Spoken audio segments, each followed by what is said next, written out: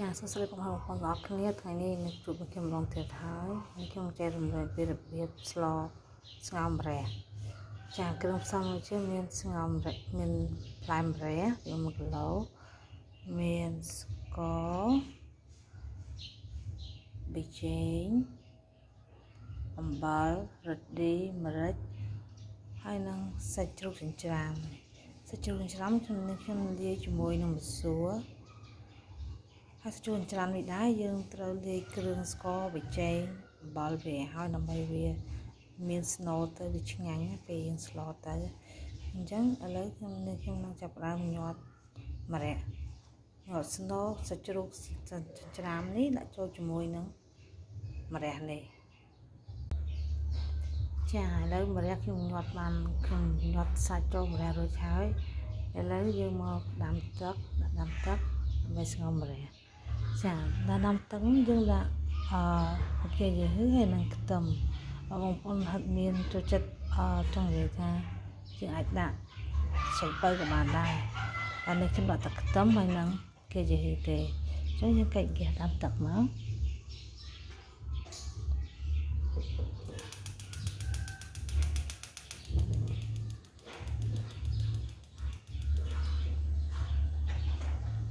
ចាដាក់ភ្លើងចឹងមកហើយយើងដាក់ដាំទឹកនឹងឲ្យពុះសិនបន្ទាប់ពីទឹកពុះហើយមកយើងបង់ម្រះចូល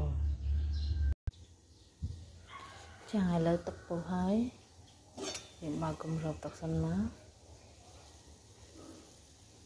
បន្ទាប់ពីទឹកពុះយើងចាក់ទឹកត្រីចូលមួយវែក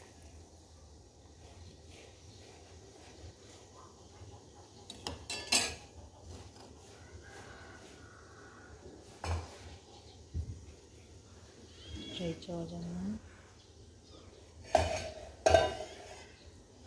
បន្តមកយើងបង់ម្រះចូល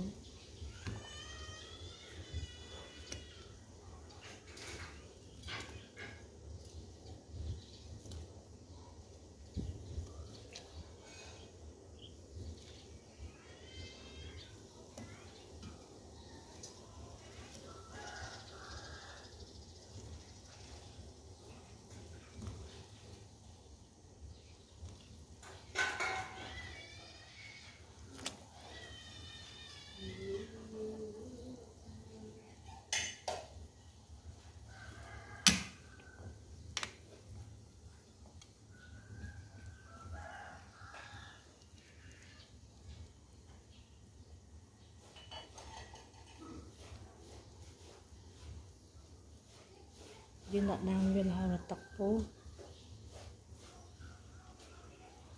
យើងទុកវារហូតដល់ពេលទឹកពុះមកយើងបង់គ្រឿងស្ករប៊ីចេងចូលចាឥឡូវទឹកចាប់ផ្ដើមពុះហើយ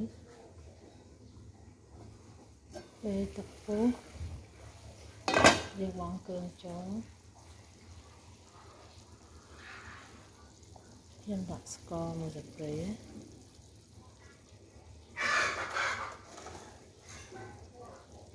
ប៊ីចេងចុងស្លាបព្រា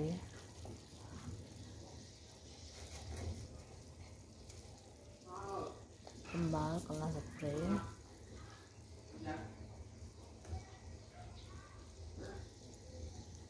រឹតឌីកន្លះស្លាបព្រា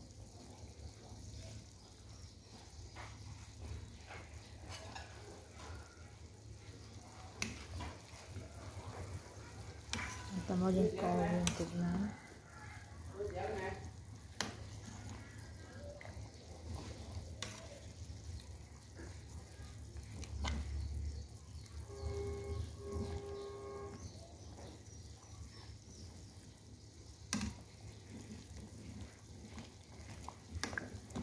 យើងងល់វាដល់ផុយ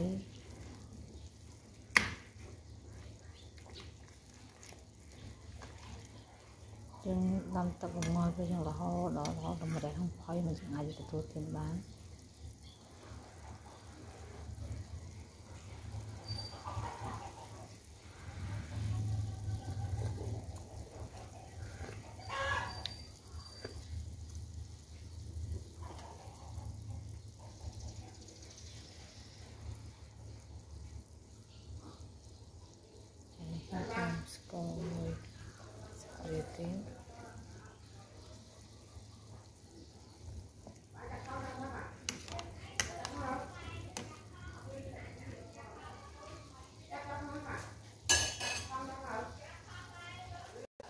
chà lớn ngon này dân chọc đầm phơi hái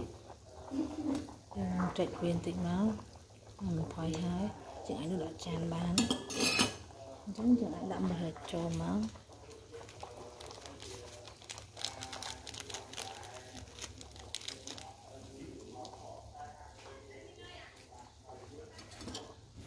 chừng ấy nó đã tràn bán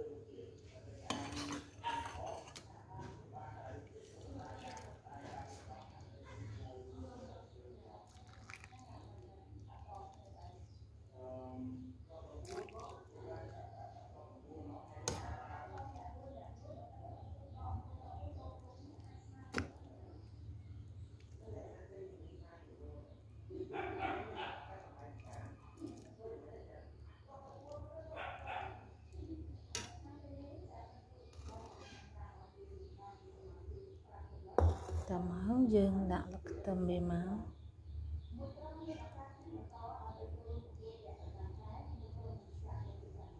trà rồi hay nhưng chỉ ban sầm lò ngon mà đem chăng chinh ông ôn ai cho đến thôn được chắc là con này bàn chảo nên chỉ chẳng cần sầm một con sông chủ đề